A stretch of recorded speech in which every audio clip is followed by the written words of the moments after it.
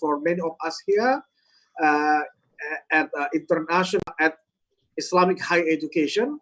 We have Islamic University, State Islamic University, 17 State Islamic Universities, more than 35 State Institute, for Islamic studies, and the rest are Islamic College, Islamic College, either funded by the state or private. And we hope that through this event, we can learn or we can propose something to collaborate, especially on how we improve our teaching learning in this time of pandemic, how we can offer online courses collaboratively, or how we can offer online degree collaboratively. I mean, this is something still far in the future from our perspective right now, but we, of course, will be there. I mean, all this situation will lead us to that kind of situation. We heard about online university already, so we have to adapt to that so that we can, at least anticipate what's going on later. And through all this collaboration internationally, I'm so grateful that Mr. Adib has organized this kind of event, and eventually we expect that many of our university leaders will look at international opportunities to work with a number of universities in the world. Also, more importantly, how we collaborate in doing research. As we know that research becomes a key important for our advancement, for our development. So we think about how can we work together in this time of a pandemic, where essentially, where physically we cannot easily move from one place to another. So we have to think on how we can sort of develop what we often heard, or what is so-called digital ethnography. So many Zoom meetings organized, so many interaction online. So how can we use this in order to do research digitally and ethnographically? So this is something that we expect to work together with international partners in the world. And of course, through that kind of ethnography online, we can do a data collection virtually. Yeah, I mean, this become now easier. You don't need to travel far away. You don't need to see people and have something, let's say a coffee or a cakes in the cafe shop to talk, to interview. Now, even cheaper to organize interviews with for your research project. So I guess these are all opportunities that we have to capitalize, so that we can expect something that we could improve our knowledge and our future development. I guess I should end here because I need to leave this room for another meeting. I'm really sorry, Professor John, for this, but I'm so grateful that you could allow your time to enlighten us, about how we can collaborate in many ways in improving our academic lives here in Indonesia. And thank you, Pak Adib, for organizing this, and all the crew, Mas Ali, and all audience. I hope you will enjoy this seminar, and we'll see next time, inshallah. Okay, thank you and goodbye. Assalamualaikum. Waalaikumsalam warahmatullahi wabarakatuh. Terima kasih. Waalaikumsalam. Thank you very much, Pak Arskal, the Director of Islamic Higher Education, for the opening speech with a lot of information regarding to the current trend of research during the COVID-19 situation. maybe you heard about the bell within my background, because now I stay at the Islamic boarding school. We call it pesantren at Brebes, yeah. So that's the bell. Background for the bell is actually to call the santri within the Islamic boarding school. And I'm so sorry because I'm a bit stuck within this situation, because I stay at the bathroom. I can go outside because my laptop a bit problem with the Wi-Fi, so I changed into handphone. So I couldn't see everyone here, but I got the information that Mr. Tufel Pak John from Indonesia also become a lecturer over there at Charles Darwin University. So I would like to say hello for Mr. Tufel before we are going to start the meeting. Hello, Mr. Tufel, are you there? Yeah. Mr. Tufel Musaddad. Yeah. Okay, how are you? Good, thank you. Oh, thank you Fine. for joining with us. Thanks for the invite. Okay. So, Pak John, so Mr. Tufel actually one of my partner when I was doing my master and my PhD in Australia. Yeah. So now he is a lecturer at Charles Darwin University. Okay, so proud of you, bro. We must meet. Yeah. Thanks, John. This is your occasion, so I will be listening. Okay. Okay. Continue to our international seminars, as I guess elaborated by the Director of Islamic Education, that the current situation with the COVID-19 allowing us a lot of opportunities as well as challenges for sure. So now we are going to have further academic information from Mr. John, and I don't want to read detailed curriculum vitae for Mr. John, because he got a lot of expertise, especially for the online learning and everything, because he's a person in charge for the online learning model system, which is actually timely very important in current situations today. So I guess we are going to give Mr. John a lot of time to elaborate his slide, and we already give you the as a co-host, so you can operate your own slide, Mr. John, later on. So let me a little bit give a background for the international collaboration, Mr. John. The audience for the international collaboration is actually mostly from the Vice Rector of Cooperation within the Islamic education, as well as lecturers within the Islamic education.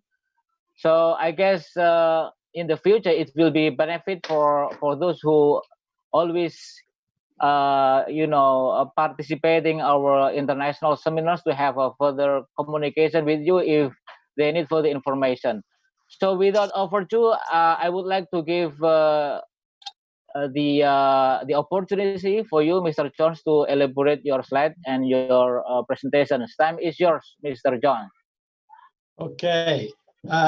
Terima kasih, Pak Adib, and I feel very honoured and to be here today. Very grateful to be able to pursue collaboration with the Ministry of Religious Affairs through the Directorate General of Islamic Education. I'm also very grateful. CDU is also very grateful for the continuous support of Bapak Professor Arskal and also yourself, Adib. Let me say Assalamualaikum. Selamat siang semuanya. My Indonesian bahasa Indonesia is not so good, but so you will have to listen to my Australian English. I hope it is okay. Right. Selamat siang, Pak John. Your bahasa is good, you know. Okay, I can maybe I can practice maybe some more. Okay, no worries. So I will share my screen. Just one moment. Okay, please do that. Okay. Yep. You can do by yourself. So let me just share this screen. You can see? Okay. Yeah. No problem? Yeah, It's it's okay. okay. Good. It's look good. Okay. I put it here like that. That's better for me. Yeah. Okay. So then, Now, change. no, is better? Yes. Okay. Okay. Yeah, Sorry about that. that's better. So Yeah. my face looking this way. Okay. All right then. So the challenges. I think it's a terrible time we are all experiencing. Incredibly challenging time. We all know that. I was pleased also to hear Dr.M.Arskal talk about some optimism in this period, in this challenging period. Also, I would also like to try to echo some optimism about what we can do in this challenging time, because I think it is a time where maybe we can work with what is most important in our lives and to rethink about how to do things perhaps in a more positive way. So let me begin. First of all, what we usually do at Charles Darwin University is when we deliver a slide presentation, we usually like to just protocol-wise, we like to acknowledge the traditional owners, the traditional people of the land where I'm presenting from. That is the Larrakia people, the elders, both past and present, from the Larrakia country here, who've been living here for over 50,000 years. And so it makes me think there is some important kind of lesson we can learn from people with that kind of resilience, even though there's been many periods of history where things haven't been quite so good, and we are trying to work some of those consequences out now in Australia. But I think there is something about local wisdom and resilience that is important, given that we are facing this pandemic. We have to get through it with some kind of resilience, and we also need to find a wise action in going forward, because it's not clear how long we have to wait to get through this.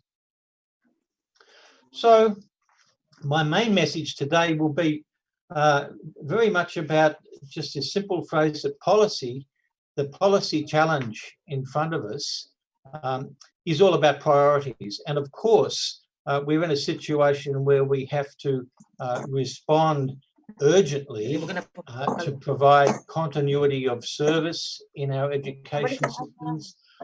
There's many urgent things we have to do. We have to look out for our community, some parts of our community, some members of our community are not doing so well. They do not have work, they do not have income, they do not have food.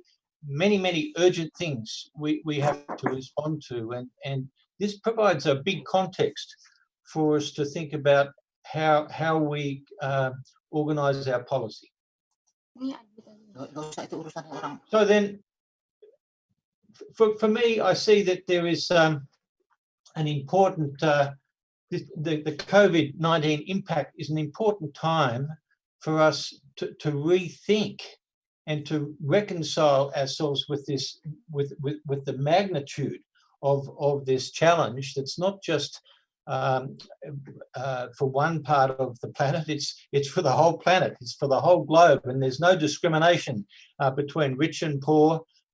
You can be a prime minister or a president, or it doesn't matter who you are, you can still get COVID and become very ill. And so it is the time to rethink our priorities and to reconcile ourselves and to take the time before we recalibrate and reset what it is that we will do as we go forward. So there's two things here I'm thinking about. Yes, we have to be urgent, and we have to act urgently and quickly on the one hand, but on the other hand, we should not rush. We need a clear mind about what it is we're going to do next. So then, just a few more words about myself. This is me when I'm taking a little bit of time out, when I'm rethinking things. I like a little bit of space around me. This is the beach at Darwin, and as you can see, there's not many people on the beach. And sometimes I like a little bit of space to collect my thoughts. That's one way I do it. Sometimes I go fishing out in the rivers. I like to do that. It's also very, very peaceful in the wilderness here around Darwin. Sometimes not so peaceful, but perhaps one day when some of you do come to Darwin, when COVID is over and travel opens up again, I would be very pleased to take you around and show you some of the national parks and some of the wonderful things that are happening around Darwin. Okay. So then today, the topics I would like to cover.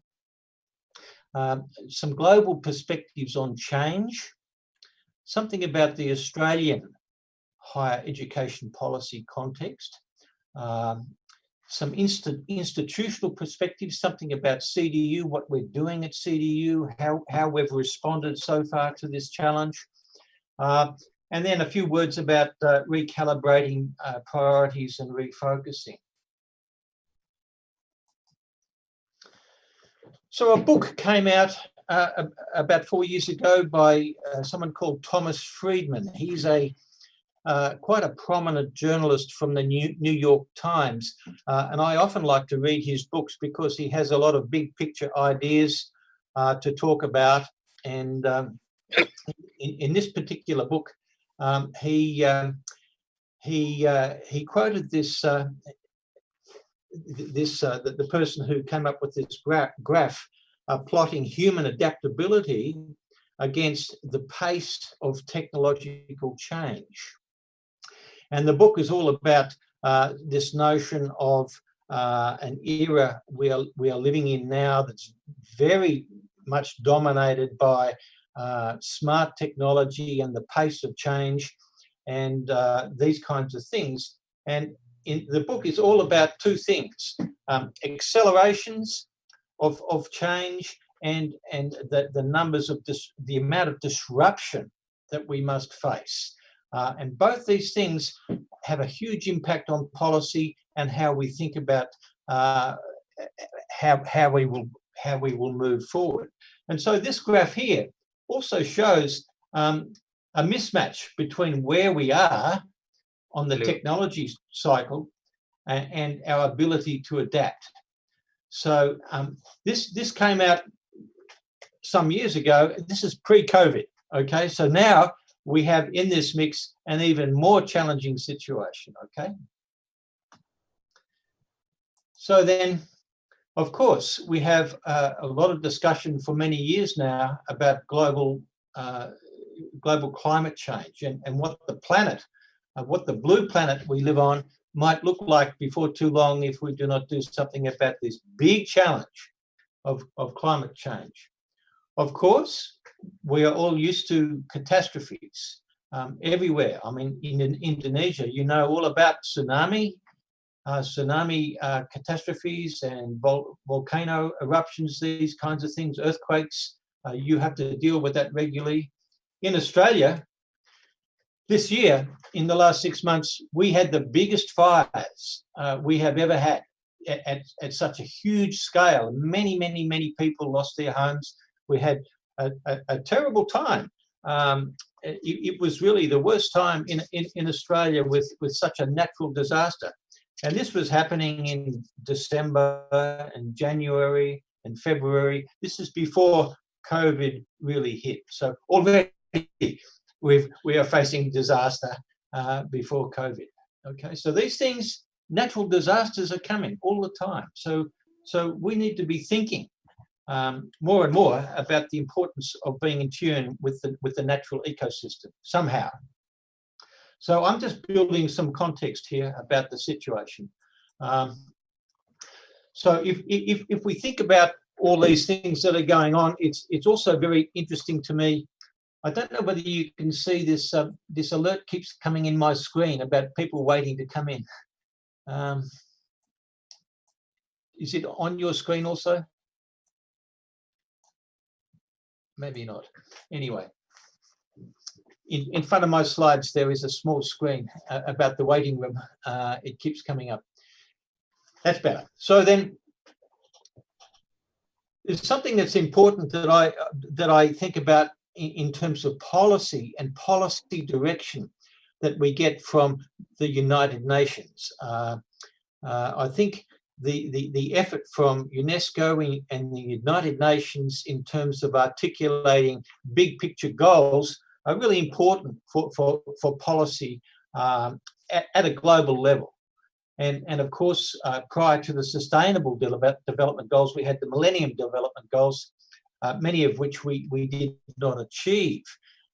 Many nations did not achieve that. So it seems now that in this period from 2015 to 2030,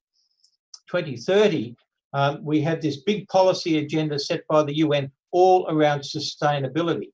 And of course, SDG 4 is all about quality education. And we can read all about this by going to the UNESCO site. Lots of details there about the specific targets of SDG 4.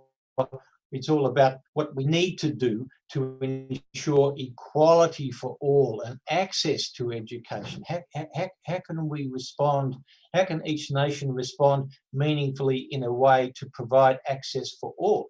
And particularly in this situation now, it's been aggravated tremendously by COVID, with so many people displaced from school and many children out of school. There is also, though, despite that, we have a growing agenda around skills and skills development. This has come from notions around Industry 4 and the continued innovation with technology and computer technology, artificial intelligence, Internet of Things. This is becoming more and more important and impacting the kinds of skills that we're equipping our students with as they progress through the schooling system and through university. And of course, there's many measures here we can attend to in terms of policy around the kinds of learning environments we establish, the scholarships that we provide, the funding, and the way that we train our teachers. One of the things that I like to follow, one particular agenda I'm particularly interested in, is the agenda around open educational resources, OER, and also open educational practices. And UNESCO has been a leader here for now 18 years, talking about the importance of OER and providing open access materials as a key element in being able to provide for quality education for all. So then if we think about the higher education system and we think about the institutions that we work within, the physical spaces, we all are used to teaching and learning within physical spaces, within classrooms and lecture theatres and all these kinds of things. Universities are bricks and mortar, okay? But we live in this world which is heavily networked, and of course we all know how to use our smartphones and how to use the internet, and we all of us are now using Zoom every single day. But we have this situation of an open online space. It is open, and it's open and networked, and so our students and our colleagues, lecturers, educators, we can all connect in different ways all the time. We do not necessarily have to connect in ways that align with the protocols of the institution that we're working in. Not always. As you know, as indicated before, my main interest in education for the last number of decades has all been about digital technology, and this is a timeline that I've been developing over time, just to mark down all the big moments, perhaps you could call them the big disruptions in technology innovation. I've been there at each of these moments. When I was at the University of Melbourne, I experienced the the web being launched for the first time and the impact that it had.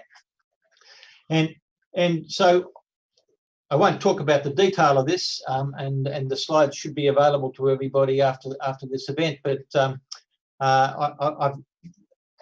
what I can say from this slide is there are numerous disruptive moments which have been both empowering and disruptive to many parts of the society as the digital revolution has continued. So what is happening now, though, with the presence of COVID, is that a lot of the talk about the impact of disruption in education isn't technology-led necessarily anymore. In fact, we're now looking to technology to help us in this major biological disruption that we're experiencing now. And so that's going to be a wonderfully empowering thing, though I do caution everyone to also think about what might happen in the future if we have a contagious virus that is in the digital world. We will also have another very big problem to deal with in the future. So it's one of the bleaker futures that I see that possible. So sometimes when I summarize the history of the web and how we've been using this in education and learning, teaching and learning, I see three phases of the web, and I talk about them in terms of search, social, and smart. Now, these aren't linear developments in the web, because of course we all use search every day now, and we all use the social part of the web, and we all use smart technology. But in terms of origins, the big innovation originally was all about search technology, and then of course the social media revolution changed everything, and we're all using our smartphones with WhatsApp and Line and all these other wonderful apps to connect with each other. But now we're entering into this smart phase of digital technology development, and also perhaps a stupid one if we don't continue to be smart as human beings. We need to be smart human beings. We need to be smarter in a way than the technology. So then, with this period of COVID, this time to rethink and reconcile and reset, there's many things that we need to be thinking about. And one thing that has been thought about for some years now, and is a big project happening in Europe, is all around the next generation internet, because it's been recognised that we have many technological problems existing with the way that the internet is working at the moment. We have problems with misinformation, with fake news, with attacks on our identity theft, problems with privacy, many kinds of problems that have been coming with the internet as it currently exists. And so there's also this interest and development coming very strongly from Europe about the next generation internet. And you can see here, if we highlight some of the text, that it's all about a human internet that respects privacy, participation, and diversity. So I'm watching this kind of development very, very closely, because I'm very, very keen to see what kind of smart ways technology is being developed and being deployed. So then the challenge that many people, perhaps in many universities in Indonesia, I know several universities in Australia are having this challenge of this new world of blended learning, this new world of virtual instruction and teaching and learning online. And of course, as we dig into it and learn about this, we do learn that learning online is much more than just having a few Zoom meetings here and there and seeing talking heads and watching a few shared screens. There's much more detail involved in being able to do online learning well. So just a few words about the about Charles Darwin University. Again, I'm getting this black alert screen on top of my slides here. I'm not sure why that is happening, but anyway. So we have a strategic plan at my university, which is called Connect, Discover and Grow. And these are our articulated priorities. And our plan, as you can see, is a 10-year plan. And so far, so good. CDU is tracking quite well. We feel like we are a critically engaged university in the region, and we certainly value our interactions with universities in Indonesia, and we absolutely value our Indonesian students who come here and work with us. So there we have the CDU strategic plan. This is what all universities are doing. We all create these strategic plans, guides there to help us with our policy development.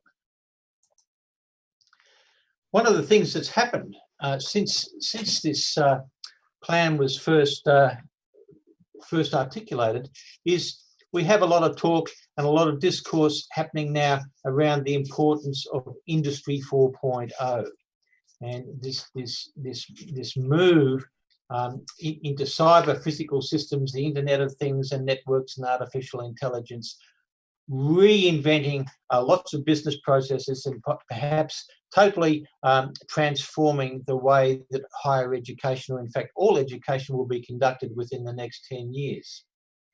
This is having quite an impact all around the world.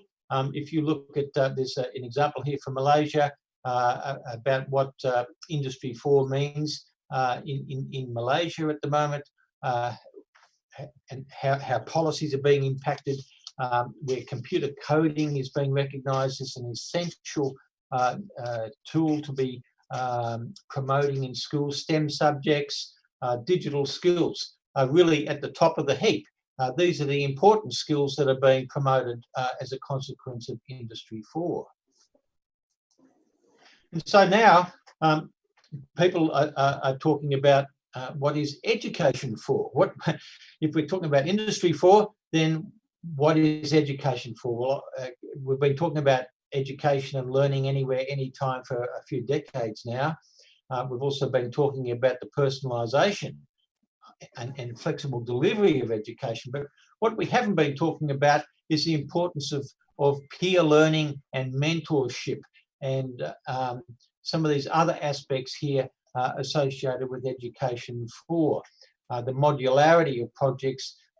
We are now, CDU, for example, is now engaging in a lot more short courses with using micro-credentials as one of the ways forward. So this is something that I'm seeing a big shift from courses that are larger in design to short courses where we can get micro credentials and they can be modular and stack up to create a larger credential.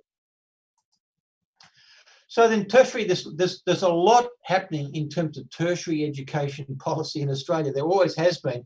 There are institutes, think tanks, all kinds of places in which policy development is happening in Australia. And of course, it's always linked to the national political agenda and how the winds of change are happening in politics as well. All these things are linked to each other. We can't necessarily separate these things. We have to work in the political environment that we're in. But the key issues, I would say, pre-COVID, issues are all about public funding and higher education as a mass market, the performance of higher education. It's always linked to the funding. Funding for the public funding of universities has been a big challenge all around the world now for perhaps 25 years. It's been a growing challenge. And so the performance of higher education, how higher education links with industry, how the outcomes of research benefit society are becoming the things that are very, very important. These are the issues pre-COVID.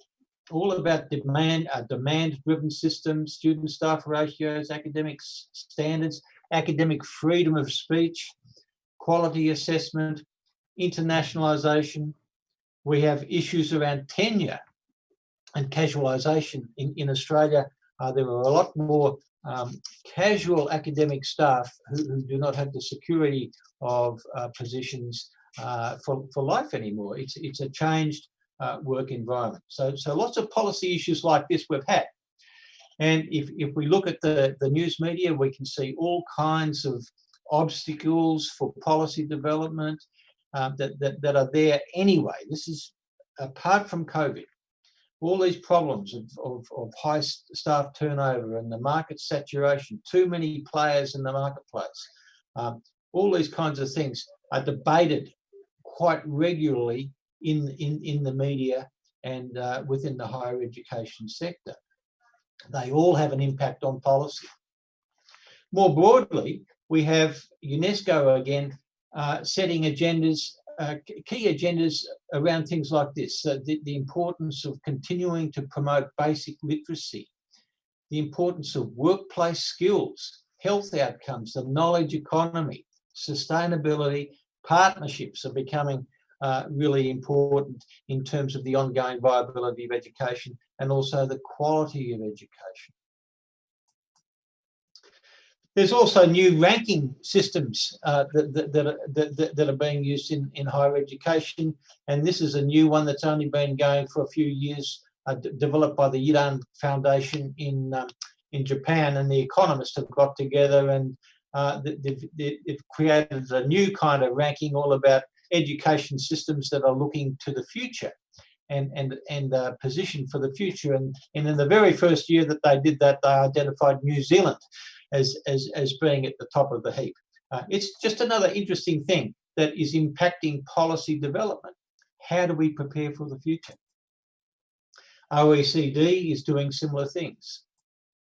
Lots of stuff there to find out about from the OECD in terms of policy recommendations in relation to responding to the coronavirus and how we can get past this period. So then the challenges that I'm identifying for policy and in higher education are around these things. The transition to online and doing this at scale. I mean, it's one thing, as I said before, it's one thing to have several Zoom meetings in a day, but it's another thing to learn how to use Zoom technology and all the other kinds of online technologies that we have in ways that can really engage our students and really enrich their learning and help their learning and move our students beyond just the novelty experience of having a Zoom meeting. So there are issues there all around how we might transform our practices. We have to rethink and recalibrate our practices as educators. We can't just be traditional educators standing at the front of the room asking our students questions all the time. We have to be more than just a talking head. We need to interact and we need to engage and we need to use technologies that can really foster engagement. So there's a mindset change involved here, and it's also going to require quite massive cultural change, I believe. The problem of funding is not going to go away, and it's a perennial problem. How is higher education going to continue to be funded? We have so many problems at the moment just trying to keep the economy alive, let alone looking after higher education. We need to look after all our basic essential services, getting food on the table for everybody in the community, and looking after our health and our hospitals, and all these things are higher level priorities in many ways. Of course, education is important, but we have this problem. We have this problem to solve in terms of policy development. And in that, we're going to need really strong and courageous leadership to help us navigate this period. In a way, we're going to need stronger leaders. We're going to need more engaging leaders to help us navigate this time. And so the leadership in universities and university systems, education systems, is really going to need to step up to meet this challenge. And of course, this new normal that we're all talking about, the new normal, the next normal, it's not yet settled because it's full of uncertainty and it's full of anxiety, and it's also incredibly full of inequality. There is a lot of disparity. One of my PhD students, he's from Pakistan, Faisal bin Badr. He's doing his PhD on focusing on providing technological solutions for out-of-school children, and there is a big problem of out-of-school children in Pakistan, and in fact many developing countries. We have this problem of out-of-school children, and what can we do about that? And the numbers that he was looking at, which looked very alarming 6 months ago, were of the order of about 260 million children worldwide. Now, if we look at this graph here, this was done in March, and it was now saying 1.38 billion. I would suggest we're probably looking in excess of 2 billion children currently being impacted badly by this situation of COVID. So we have what's happening, in a sense, there's potentially another new digital divide happening as a consequence of this, because the lucky ones in the education systems around the world, where we can use Zoom, where we can use these technologies freely, we are maintaining our education systems and keeping them going. But meanwhile, many students are being disenfranchised from this situation. So then, in terms of the Australian response, the sorts of things that you would expect us to be doing, I'm sure you're doing in Indonesia too. The social distancing has meant that we are now teaching all our classes online at CDU. There are a few classes that next semester we will be reconvening with some face-to-face international students, but we will be abiding by strict rules around the 4 square metre and 1.5 metre rules. But meanwhile, the government has been involved in stimulus, trying to keep the economy going, where JobKeeper it's been providing funding for people who have lost their jobs because of COVID, providing them with enough basic income to buy essential food and supplies. But this hasn't flowed through to universities. Universities are too big, and it hasn't flown through to airlines and big companies. They're not eligible. This is really just for the smaller companies. But we do have the job trainer. That funding is flowing into the vocational sector. We are getting support from the government for this, and we're getting support from the government to develop and design more short courses with micro-credentials around priority areas such as healthcare, such as digital technologies in education and online teaching. And there's also been a shift in policy whereby the course fees have become cheaper as a consequence of this. But universities are also planning to address an income shortfall, and our Vice-Chancellor has been talking to us and suggesting that we do need to think about salary cuts so that people don't lose their jobs, so that we can share a little bit of the pain. And of course, on a sector-wide level, we have lobbying always happening at the Universities Australia level, which is all about how we can stage the resumption of face-to-face teaching, and also strengthening research industry links. So then, in all of this, there is some good news. Yes. Hello? Yeah. Just to remind you that you have 10 minutes left, so I think it's better for you to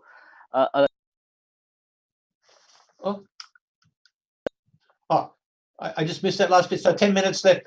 Park, I think I can do it in 5. Oh, okay. I got telephone call. Well, I would like to say that you've got 10 minutes left, and better for you to summarize what you are going to present for the next slide.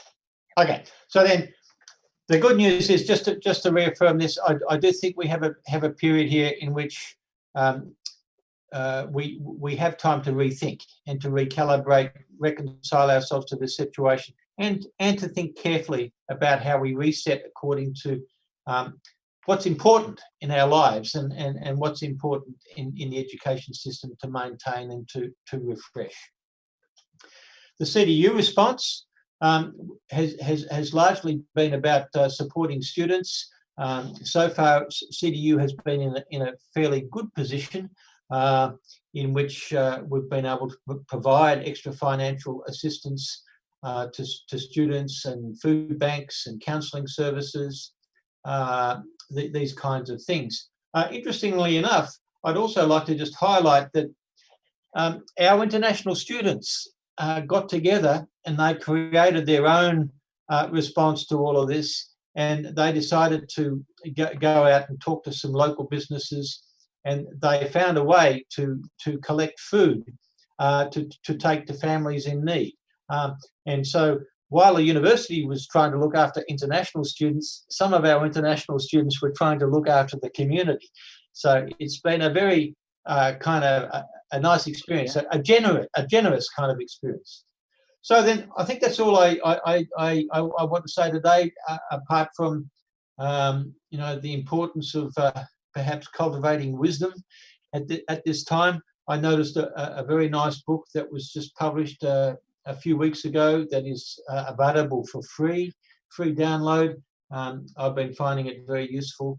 I think wisdom is a thing that I think is almost a new frontier that we need to pay more attention to in education.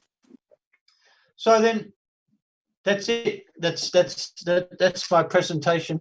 I hope I didn't speak too fast, and I hope I didn't have too many slides. And I do hope that some of that was useful to you, and I would welcome any questions that anybody has. Thank you, Mr. John, Professor John, I guess, because you've got a lot of publications. So the professor is easy to reach later on for you, and I wish you the best. And thank you very much for your inspiring presentation for today, the second international collaborations.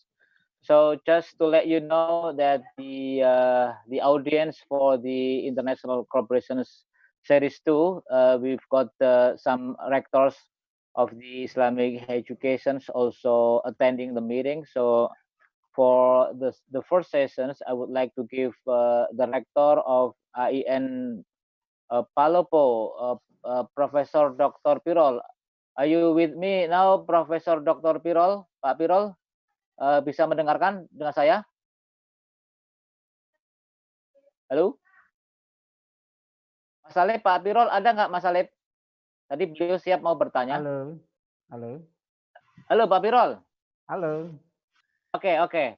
So, Pak Rektor, so this is a good opportunity for you, kesempatan emas yang bagus untuk Pak Rektor to address some question, untuk bertanya beberapa pertanyaan ke Pak John, karena beliau ini pakar untuk pembelajaran secara online juga, dan saya kira beliau juga banyak bekerja sama dengan mitra di Indonesia. Saya persilakan Pak Rektor, Pak Pirol untuk bertanya, monggo.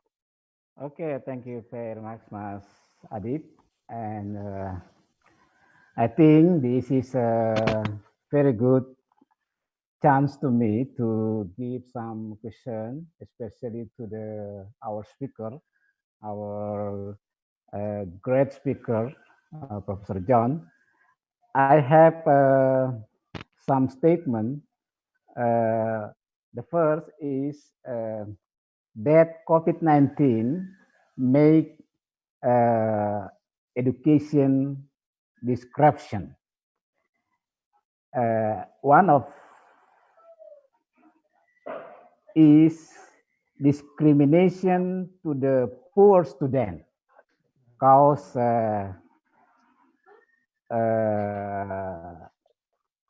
they don't have telephone data to okay to join in the learning online. The second that COVID-19 make a new job to the mother. New job. I mean about the new job that the mother now they as a new teacher to the children. Oh, okay. Yep. And the last of my question, in many campus in Indonesia, we work from home, we learn from home, and how about in Australia? Okay, thank you very much. Thank you, Pak Rektor. Terima kasih, Pak Abdul. I can try to answer those questions. Welcome. Yeah. Would you please answer that question after the second person that going to address some question for you? Okay. Now the second, I will invite the Vice Rector from IN Tulung Agung, Pak Aziz. Mas Salim, coba Pak Aziz masih ada?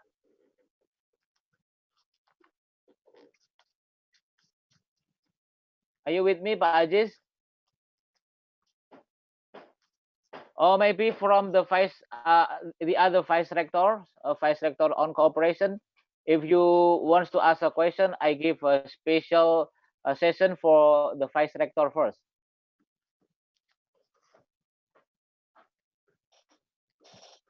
I guess. Hello. Maybe Pak Aziz no longer with us, Pak Mas Salim nggak lagi sama kita ya? Pak Aziz no video, maybe he's left. Mr. Abun? Mr. Professor Babun with us today? Not. Mr. Rifai Abun from Palembang.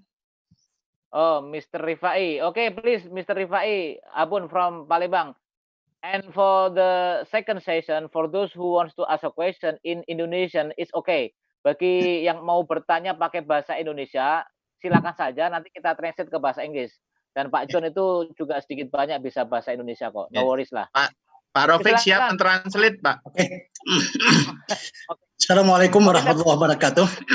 Waalaikumsalam. Ada dua hal yang dalam kesempatan ini akan saya tanyakan. Pertama, akibat COVID-19, proses perkuliahan hampir di seluruh perguruan tinggi termasuk UIN Raden Patah mengalami hambatan-hambatan. Hambatan itu antara lain karena sistem yang digunakan, katakanlah internetnya tidak memungkinkan. Oleh karena itu, begitu sulitnya untuk menyampaikan sebagai seorang pengajar, menyampaikan berbagai materi dengan mahasiswa, apalagi mahasiswa kebanyakan berada di kampung-kampung. Implikasi dari itu, akhirnya proses pembelajaran di semester genap periode Januari sampai dengan Juli, ya dalam tanda kutip dikatakan tidak maksimal. Ya. Sementara khusus UIN Raden Patah ini diperpanjang lagi masa COVID-nya. Oleh karena intinya itu, gimana, Pak? Ya, Palembang. Ya, intinya gimana? Jadi apa pertanyaannya bisa dipersingkat nggak? Intinya begini. Pertama, ada kesulitan bagi kalangan dosen, khususnya yang tua-tua, terutama misalnya kemarin dosen profesor dari Jakarta untuk ngajar di UIN. Nah, diminta oleh YN agar selama 2 jam 3 itu ada laporan seperti ini. Nah, ini kan menyulitkan pada saat untuk pembayaran. Karena itu tolong diberikan jalan keluarnya. Terima kasih. Terima kasih Pak Abun dari UIN Raden Patah Palembang ya. Thank you for your question. Okay, let me translate to Pak John ya. Pak John, Pak Rifai Abun from State Islamic University Palembang. So he's so concerned about the implication for COVID-19.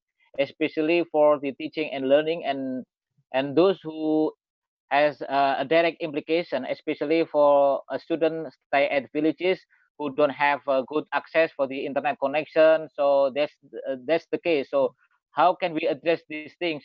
Because in Indonesia, there are a lot of students stay at the villages with no access for the internet connection, or maybe the connection is there, but they don't have maybe budget or everything to solve the problem. And secondly, for the I don't want to say the old lectures. I mean the millennial generation face to face the old generation.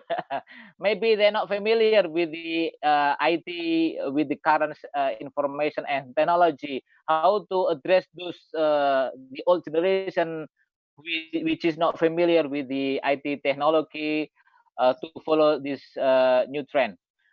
Okay, Mr. John, I guess it's enough for the first session. I'll give you time to answer, to address the question, and just a little bit reminder from Mr. Pirol, director of IAIN Palopo. The first question is also similar with the Pak Rifai Abon about the availability of the internet connection and also the budget for those who can afford it.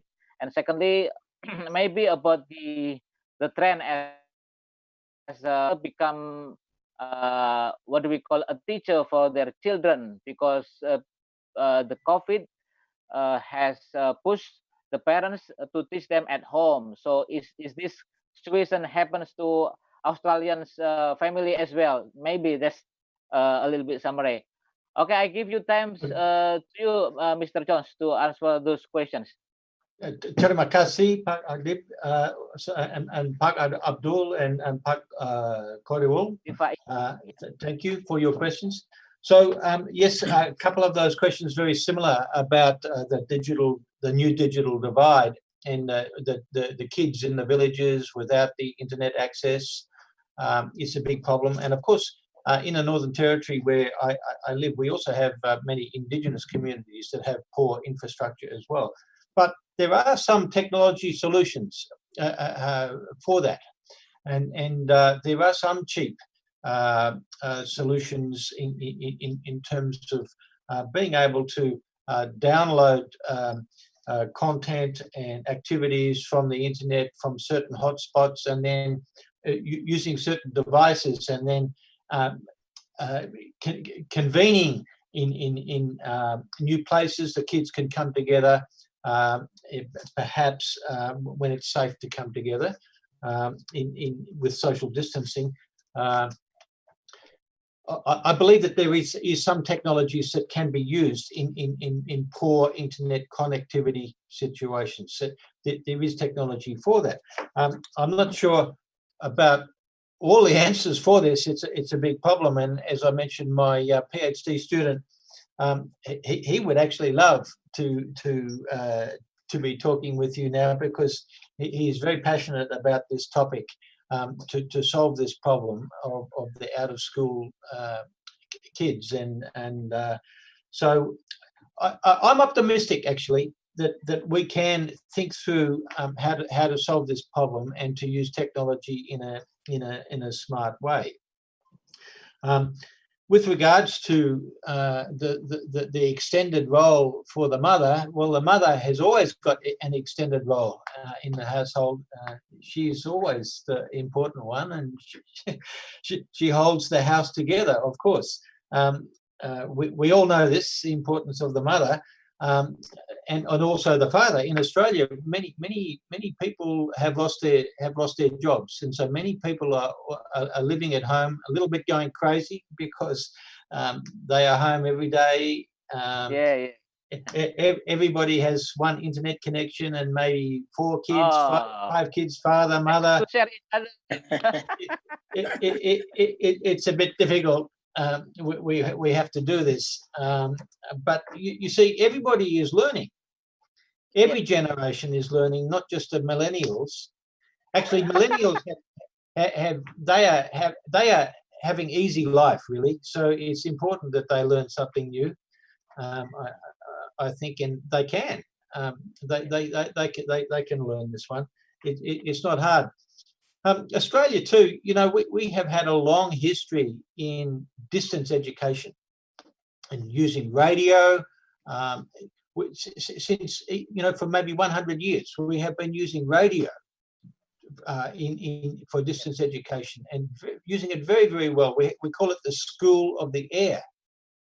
It's quite famous in Australia and been very, very effective. It's still being used in the outback part of Australia. So radio, we don't necessarily have to use internet.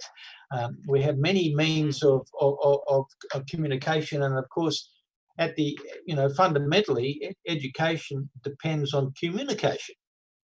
We just need to be able to communicate. And so the other thing that I would have to say in response to the questions is that I think we're all learning how important community is, and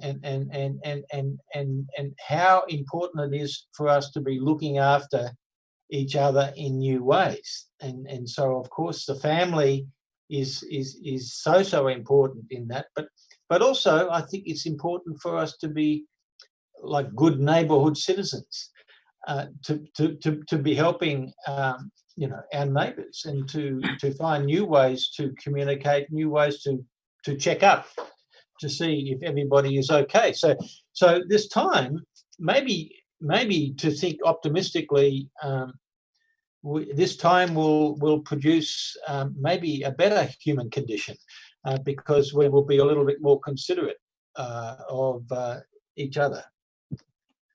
Yeah. Yep. Okay, thank you, Pak John, Professor John Mason, for the for your explanation. I think the key word is we have to be optimistic, you know, and then we have to help each other, care each others. And I guess the internet connection is not the only one tools of education. It's also, we can use the other thing as a form of education. It's a matter of communication as well. So I guess that's the main message that has been delivered by John Mason to respond the first session. And I will open the second session. Mr. Adib, someone asking in YouTube comment about Mr. Dewi. Henny asking about how the digital learning teach us about attitudes. Oh, okay. And also I would like to respond the chat from Dewi from Gorontalo. If you want to ask a question, please do that online, rather than I will you know, read the okay, Mr. Dewi. Sure. How are you? Sure. I'm good, thank you, Bang Adib. Okay, nice to see you smile, Online, healthy, virtual, yeah. Thank you. Okay. I'm okay, thank you. You can directly ask the questions to Mr. John Mason, please. Sure. Thank you, Pak John, for your presentation. I guess I would like to know about whether you can share ideas on whether Charles Darwin University has any assessment tools designed for the effectiveness of online teaching and learning, because I think this is the case for us who teach mostly the undergraduate students, because we need to really assess how effective is our online teaching and learning. And I guess whether you have ideas, or has there been any tools created for this kind of assessment? Thank you. Terima kasih, Bu Dewi. Thank you for that. Good question, isn't it, John? It's a good question. Good question. I would like to remind you a question from the chat as well. So the person from the chat, reminded by Mr. Alep, said that what about the if we transfer of knowledge through the online, maybe it will be delivered. What about if the content of ethic, transfer of value, that's not possible through the online? So how can we you know, somehow transfer of knowledge as well as transfer of values ethic or moral through the online as well. So maybe this is a little bit combination. Okay, time is yours, Mr. John, to respond. Adib, I love the combination question. And so first, Ibu Dewi, terima kasih for your question. I will try to answer that. So we have in place at Charles Darwin University some fairly sophisticated systems we call learning analytics, where we make use of a lot of the log data in the learning management system. We can determine the level of engagement of the students and how they're really progressing through their courses and their learning. And we usually can get a red flag when we can see that some student is at risk because they're not keeping up. So there are those kinds of sophisticated tools, but I also think there are some simple tools and apps that we can use too, because I think that one of the fundamental things about online education is we must engage. We cannot be just like the TV, the talking head, deliver. We must use polls and questions and interactive activities and all these kinds of things. And so we can use apps sometimes to simply monitor what people are thinking about a particular view. We can use polls in Zoom, for example, and have a question and find out how many people think one issue is more important than another issue. These sorts of things can happen a lot. So we can use technology to help us with evaluating how effective we are in our communication and our teaching. I think we can do that. In terms of the combination question about values and ethics and attitude, you know, I think it's a very interesting question. And in fact, I have another PhD student. He is from Singapore, and he is doing his PhD just about this issue of attitude, because in many places we define learning as a combination of knowledge, skills, and attitudes. But particularly in the vocational sector, we only ever measure the knowledge, the competence, and the skills. We are not measuring the attitude. He is very, very interested in looking at this system and how we can do that. But I think there are many ways in which we can have empathy online, and we can learn to share values and be respectful and be ethical. We have to teach these things. We have to learn how to handle information ethically and carefully. We have to be.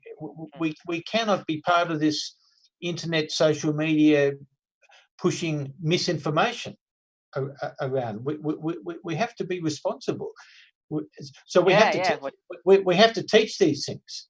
We do have to teach values. We do have to teach global citizenship. And I think part of global citizenship, part of digital citizenship is that we need to be mindful about how we're using information, how we're sharing information, how we're discerning what is fact and what is fiction, all these things. So, yeah. Thank you, Professor, for the answer, and I guess that a very comprehensive answer. Especially the last that the delivering between the values and the knowledge can be combined actually. And the topic for the global citizenship, it will be the third international collaboration. We are going to invite Professor James Arvanitakis from Western Sydney University to talk about the global citizenship. That will be the next session. Wonderful. But you already predicted that. That's something we have to anticipate, because during this IoT, Internet of Things, people can deliver a message, uploaded something through the maybe WhatsApp or Facebook. But we have a regulation so-called in Indonesia is for the ITE, and those who give we call it misinformation or hoax can be sent to jail, for the misinformation for purpose. So we have to be careful actually to That's a deliver. good law. Yeah, It's a good law. I like that law. yeah. Because a lot of the information can be seen. A lot of people through the media, and they see that's the true. In fact, that's not the fact. That's the real situation. So in Indonesia, we deliver the regulation so-called UU-ITE to handle those things not to happen again and again. Sorry, And Mr. Adib, Yep. two people ask and raise hand. Mr. Khairul Anam from Tulungagung and Mr. Erizal, Vice Rector Melaboh. Melaboh. No, this is Yeah. Vice Rector from Stein Melaboh, yeah. Yeah. We have 10 minutes left, so I give you the third session for those who want to ask question. Maybe first of all from Stein Melaboh, Erizal, please, Mr. Erizal. Oke, thank you. Assalamualaikum warahmatullahi wabarakatuh. Waalaikumsalam. February, thank you for the time. I have two questions to discuss in this forum. First of all, I would like to ask Prof. John Mason. As we know that in this new paradigm of teaching and learning, usually we have some difficulties. So my question is, I would like to know what are the difficulties faced by the lecturers in Australia in conducting teaching and learning. As we discussed before, that in Indonesia, commonly the lecturers, we have problem with the technology savvy. Let's say we are not so familiar with the new application Zoom, Google Meet, and so forth. So I would like to know some information from Prof. John Mason. What are the barriers or what are the difficulties faced by the lecturers in conducting teaching learning in this new paradigm of teaching? Second one, as we know that in Indonesia, being a lecturers, we have three functions of lecturer. In Indonesia, we call it Tri Dharma Perguruan Tinggi. So with education and then doing research and community service. Also would like to know how the lecturers in Australia perform the research and as well the community service in this new paradigm in this pandemic era. Thank you very much for the time. Okay, thank you, Mr. Erizal from Malabo, the Vice Rector at Stein Malabo. And the second question from who raised the hand, please? Khairul Anam, Tulungagung. Please, Mr. Khairul Anam. Terima kasih. Ya. Question. Oke, terima kasih Pak Adib. Assalamualaikum warahmatullahi wabarakatuh. Halo. Waalaikumsalam. Satu saja pertanyaan saya terkait dengan akurasi dari evaluasi pembelajaran secara online. Bagaimana pengalaman di Australia, di Prof. John, bagaimana kemudian terkait kejujuran mahasiswa dalam melakukan penilaian itu? Karena sejatinya kalau online mereka pasti kemudian ya akan berguru kepada Profesor Google kan ya dalam menjawab pertanyaan dan sebagainya. Jadi bagaimana kemudian pengalaman di Australia kait mengatasi persoalan-persoalan itu agar penilaian betul-betul akurat sesuai dengan kompetensi yang dimiliki oleh mahasiswa. Terima kasih. Assalamualaikum warahmatullahi wabarakatuh. Waalaikumsalam. Ya, terima kasih Pak Khairul Anam. Pak John, I will a little bit translate into English about the Mr. Anam question from YN Tulung Agung ya. Kalau kita lihat background-nya ini contoh yang hoak ini Pak Anam ini Pak John, karena background-nya di laut padahal dia lagi nggak di laut itu background-nya. So this is an example of hoak information. If you look at the background for Mr. Anam, it seems that he is doing Zoom, you know, on the beach. at the beach, on the beach, but that's not the case. Okay, and he was asking actually about the experience from the academic Australian academic point of view in relations to face. That's similar to the first question actually, to face the current challenge about the online learning. What is the barriers, the challenge to face the online learning? Maybe a lot of obstacles, how to communicate with the children, obstacle in terms of delivering the message and everything. I don't know. And the second question from the Mr. Anam is also about the how to give somehow being honest. Yeah, I mean, as a lecturer, how can we evaluate honestly for the students? What is the standards?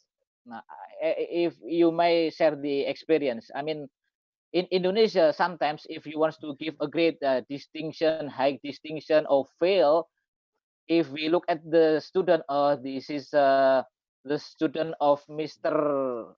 X, I know him very well, and then that's the grade will be different. I mean, because due to certain condition, what is the objective things? Maybe you can explain how can you give objectively judgment to the student. What is the criteria and things like that? Maybe that's the question. And I guess Erizar question also mostly about the challenge for the lectures and give you the experience from the Australian academic point of view. Time is yours, Mr. Jones. Okay, terima kasih banyak. Also, some good questions from Pak Eliza and Pak Anam.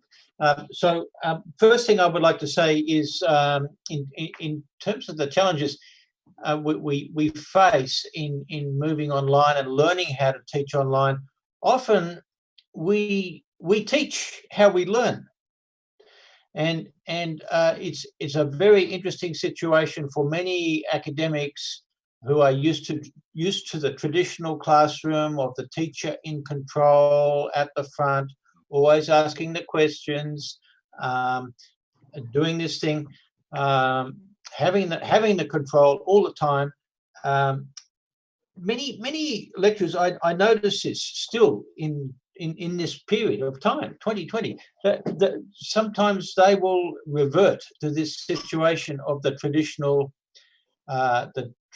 didactic teaching, you know, the delivery, talking head. You know, this is the way. It's all about content. You must learn this. You must learn this. And so it's sometimes very, very challenging to learn how to facilitate the right kind of conversation with the students, and to get the students engaging, and for the students to be open enough to disclose what they don't understand and what they want to learn, and how we can have a productive conversation. That is one of the challenges for sure for the teachers, because we teach how we learn often, and until we have an interesting experience of, oh, this is how you do it, you don't become confident enough to do it that way. So I think mentorship is going to become quite important in the digital environment, and in fact, to answer one of the other questions about honesty in assessment and this kind of thing, we put in place a system whereby we need to moderate. We have moderators in the way that we provide assessment. So many of our units, we have more than one lecturer, and we share the role and we share the assessment task.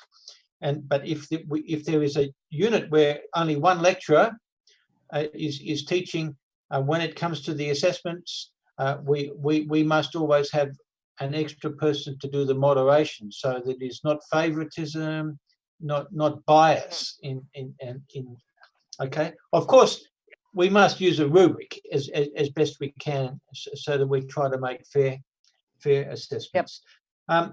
In terms of the three functions of the academic, the attention to teaching, the attention to research, and the attention to community engagement, we also have these things, and we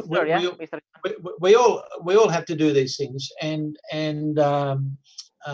we do these things in various ways, and of course there are more opportunities. Actually, I'm finding at the moment we have more opportunity to do research at this point in time, and in fact, I'm finding we are doing more collaborative research. It is just a natural thing that is happening. That seems to be easily happening. The challenge of engaging with community, that I think that is a little bit more difficult. It's not so easy, and we need to find new ways to do that. I'm not so sure I have too many answers on that question, but I do think it's an important thing that we have to do. Yeah. Yep. Thank you, Mr. John. Mr. Anam, are you with me now? Pak Anam masih ya. Jadi itu Pak John menjawab, aktivitas itu biasanya kalau di Australia kadang-kadang jika topiknya itu diajarkan oleh beberapa dosen, tentu mereka akan saling cross check, ya kan? Dan tentu ada ukuran-ukuran juga, dan terkait dengan pembelajaran sama. Di Australia juga ada tugas sebagai dosen, juga pengajar, peneliti, dan juga pengabdian masyarakat. Jadi tadi yang keywordnya saya kira productive communication, that's the thing, and then I guess Mr. John also emphasize the importance of moderate, ya. Kalau di kita khairul umuri awsatuha. That's the Arabic language, Mr. John. Khairul umuri awsatuha. The good thing is in the moderate. Yeah. Okay, I'm sorry we have to end up. Okay, thanks, Mr. John. Yeah, international seminars. Before I will close the international seminars, I would like to say thank you to Mr. Sita. Mr. Alip, can you call Mr. Sita? Hello, yes. Mbak Sita? Who? Mbak Sita. Yeah. Sita? Can you find her, Sita? Assalamualaikum. Mbak Sita, how are you, Mbak Sita? Waalaikumsalam. I have to give special recognitions to Mrs. Sita. Thank you so much for your help. So we can present the second international collaborations. So maybe next time I will visit CDU, Mr. John.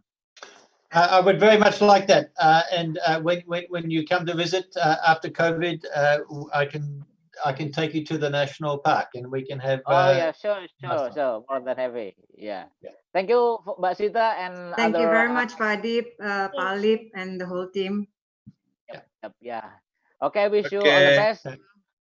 Okay. Thank you. Special thanks to Mr. John Mason. Thank you very much. If I'll go to Australia, I'll give you my page like this. Yeah. This is official page in Indonesia. Okay. I look forward to that. Yeah. Okay. Yeah. And also I'm very grateful and it's wonderful to have this collaboration. I enjoy this. It's yeah, good. me too. This is the first time for me to meet you, but I feel that I've been, having a long relationship with you, but Mr. John. yeah, maybe 75 minutes. Yeah. We have a good chemistry. Yeah. Yeah. Okay. all participants, thank you very much for participating our second international collaborations. I wish you all the best and hope to see you again for the third international collaboration. It will be held on August, the first week of August, and the speakers will be Professor James R. Vanitakis from Western Sydney University. Again, thank you very much for your participation. And let's close this international collaboration, international seminars by saying Hamdalah together. Alhamdulillahirrahmanirrahim. Thank you very much. Dulu. Foto bersama Pak Subdit. Sampai jumpa. Ya, Pak John. Sampai jumpa. Foto bersama dulu. Mr. John, very nice explanation today. Alhamdulillah. Thank you very much. Thank you Bapak very Ibu, much. terima kasih atas kehadirannya. Link absensi sudah kami share di menu chat. Silahkan please fill the link and you will get the certificate from that link. So, jangan lupa untuk mengisi linknya. Bagi yang nggak hadir, nggak bisa dikasihkan ininya, apa namanya, sertifikatnya ya.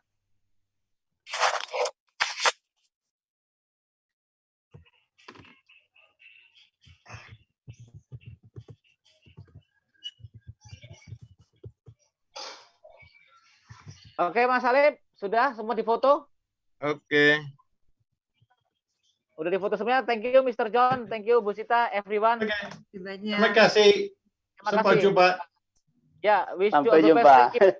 I got your number already. Ya, please don't hesitate to See you call next me, time. email me. Ya, see you next time. See you, bye. Foto lagi, foto lagi. Halamannya hilang. Terima kasih, Mbak Sita, semuanya teman-teman. Kasih. Sampai ketemu di Thank international you. jilid 3 ya. Pak, belum ketemu. Insyaallah, insyaallah. Assalamualaikum. Link sertifikat mohon ditampilkan lagi, Pak. Belum kelihatan tadi. Ya. Linknya Pak, mau di-share ulang Pak. Oh ya, sebentar. Ya, Terima kasih Pak. nanti Bapak Ibu kalau nggak masuk di email, rekapnya mohon dicek ya. Atau bisa di-send di grup nggak Pak? Di grup. Oh ya, di send di grup aja, Pak. Ya, kendalanya di send di grup itu kalau ndak ikut acara ngisi. Oh ya, gitu ya. Betul Pak Alif, itu aja. Seperti ini aja. Oke, niki kalau nggak di link di chat Bapak Ibu ya, antisipasi saja.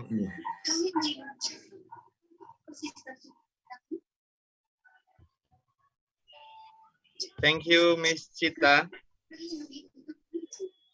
Thank you Pak Alif. Okay, nice to meet you.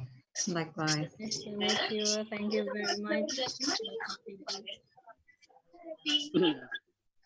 Oke, ini saya buka sampai 10 menit ke depan. Silahkan Bapak Ibu ngisi. Nanti setelah 10 menit ke depan kita close. Pak. Sambil monggo kalau ada yang mau komunikasi dengan teman-temannya, silahkan di open, di unmute masing-masing.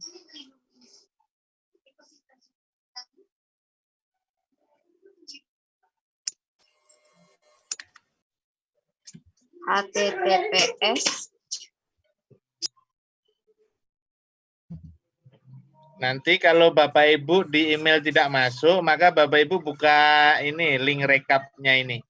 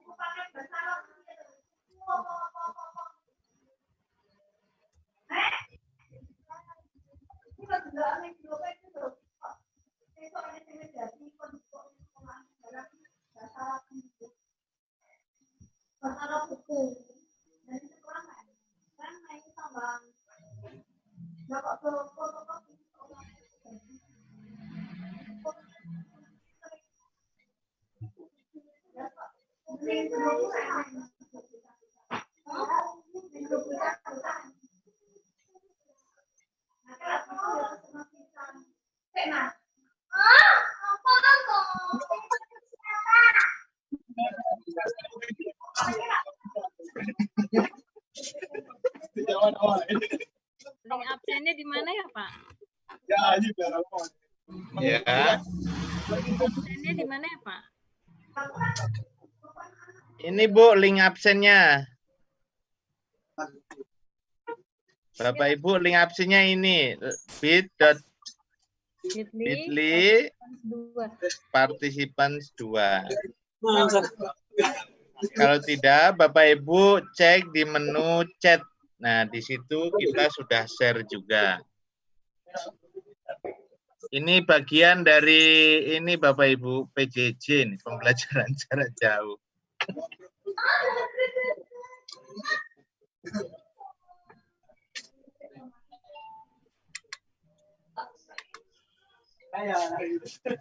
Sing that shit.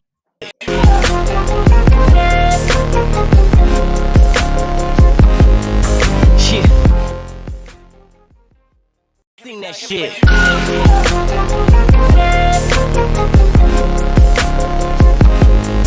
Shit.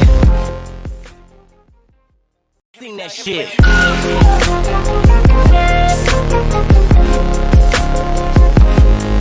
Shit. Sing that shit.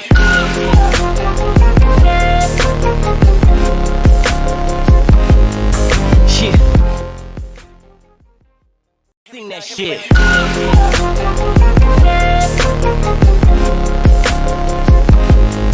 Shit. Sing that shit.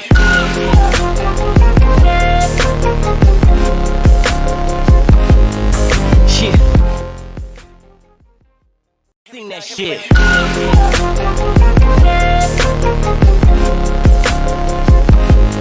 Shit. Sing that shit.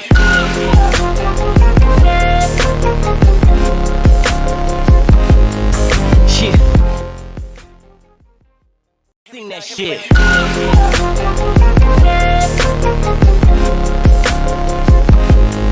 Shit. Sing that shit.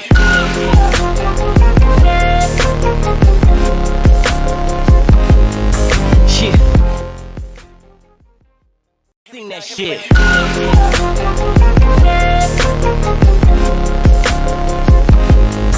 Shit. Sing that shit.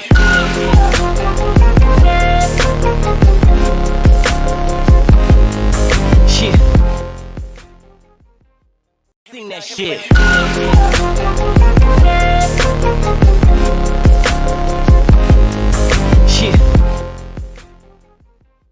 Sing that shit.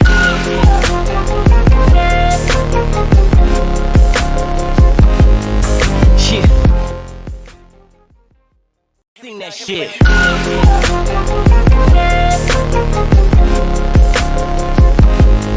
Shit. Sing that shit.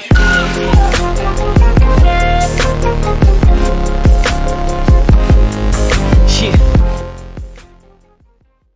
Sing that shit.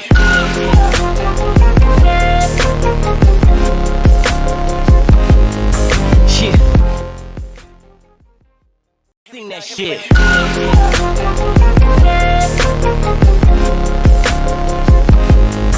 Shit. Sing that shit.